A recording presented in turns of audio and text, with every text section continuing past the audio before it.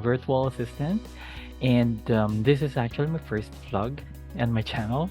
Allow me to actually share with you my experiences as a virtual assistant, how I actually started my career, and how I actually adjusted myself to working home-based from an office-based environment. So back in 2012, I've started working remotely or what they call home-based.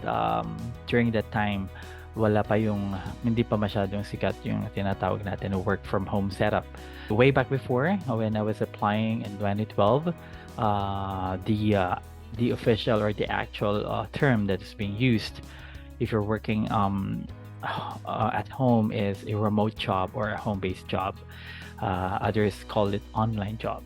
Well, then it started back in 2012 when one of my friend actually asks me to replace him in their company. So he was planning to resign, and part of the deal was he can only resign if there is a replacement.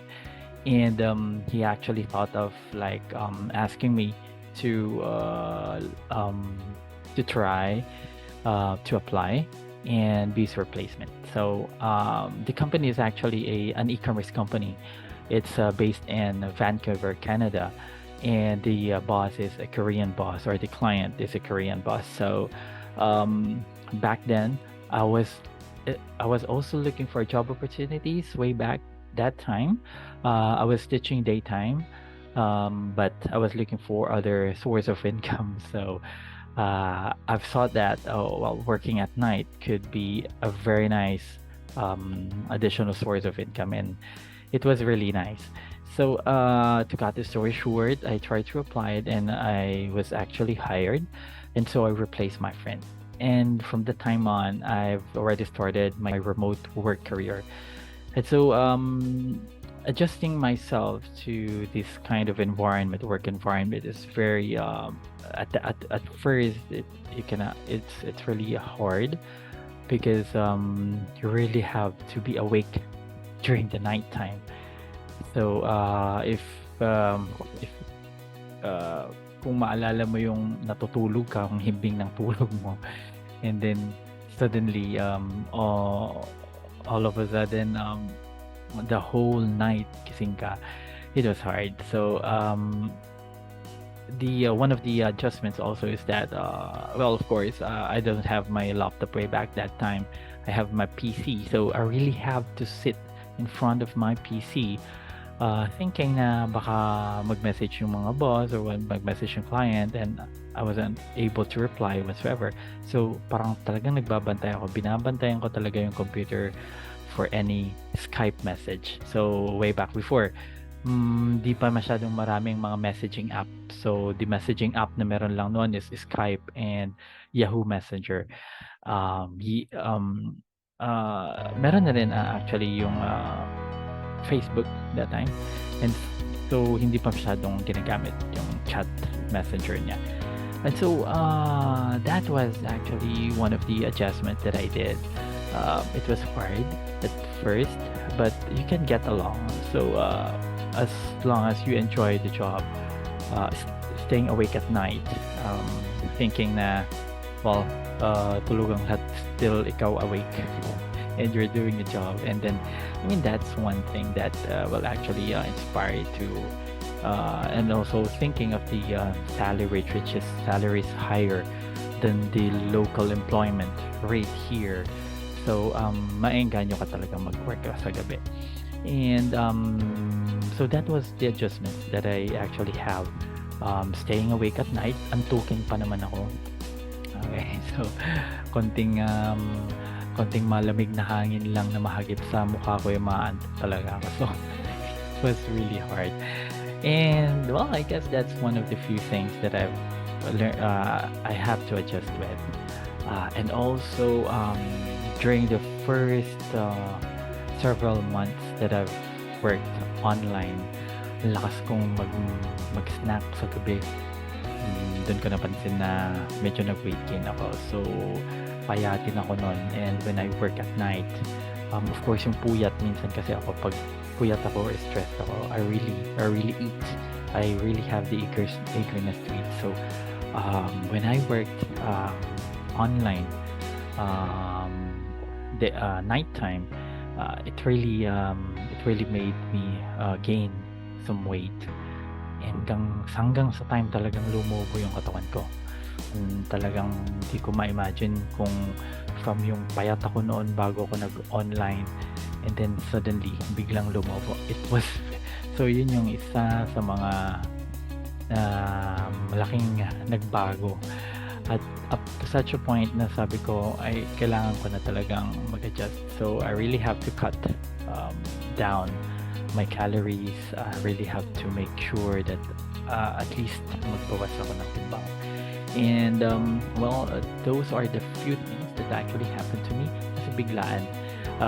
Imagine niyo yung really you're not working at night and suddenly all of a sudden the whole night time you're awake and you have to work. So ang laki ng pagbabago, ang laki ng adjustment.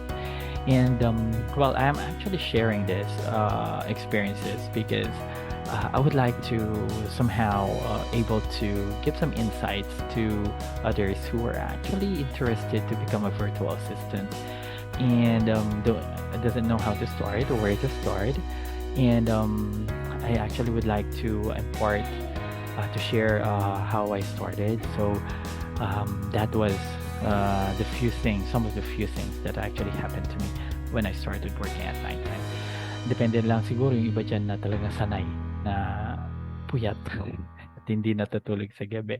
Then maybe it's not a big thing for now being a virtual assistant, especially when they say you're a general virtual assistant, means that you're a jack of all trades, means that you can actually do a lot of tasks, responsibilities, able to learn fast, able to analyze some instructions.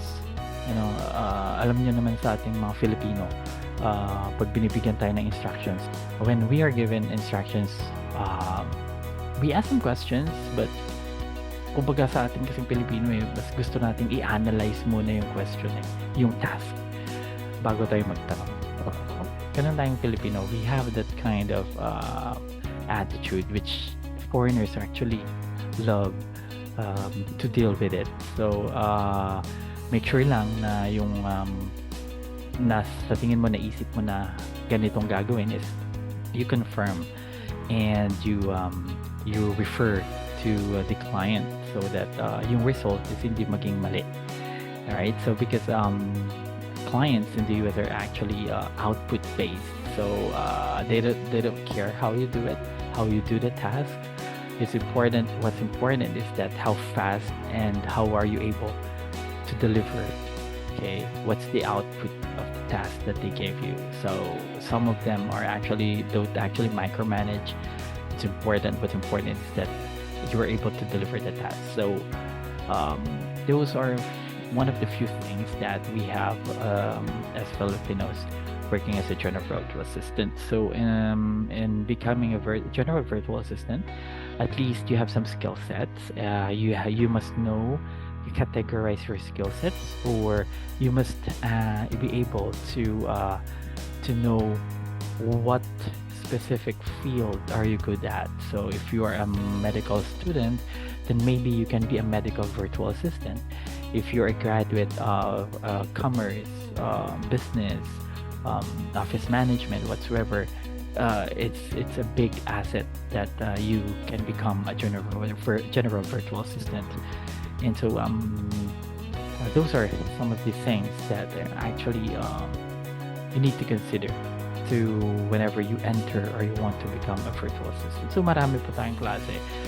Becoming virtual assistant, we have general virtual assistant, real estate virtual assistant, we have creative virtual assistant, we have medical virtual assistant, we have administrative virtual assistant. Ito yung mga executive assistants, executive secretaries, whatsoever. So marami.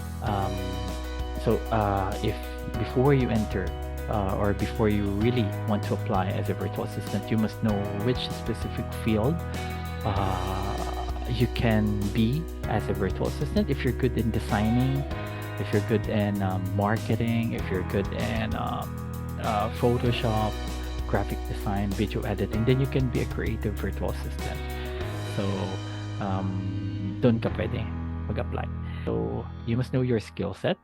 You have to sit down with yourself and list down all of your skills, list down what are your experiences, and categorize them. All right, categorize them, and somehow you can actually only focus on one specific field or a specific category of a virtual assistant. But if you want to work in general as a general virtual assistant, then pwede rin po. So tutorials or trainings to those who are actually would like to become a VA or what we call virtual assistant. Um, I will also be uploading some videos on my channel, free tips, techniques, okay. So